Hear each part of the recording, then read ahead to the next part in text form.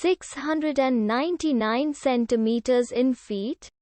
First of all, we need to know the value of 1 centimeter in feet.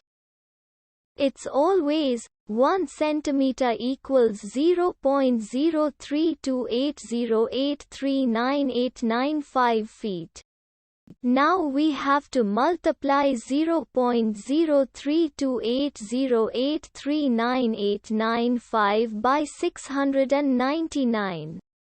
Therefore, 699 centimeters times 0.03280839895 feet equals 22.933070866605 feet.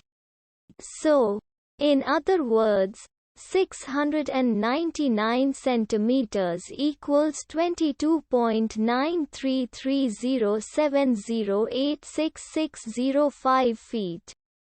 We hope you have enjoyed this video. Please like and subscribe to our channel for more videos like this.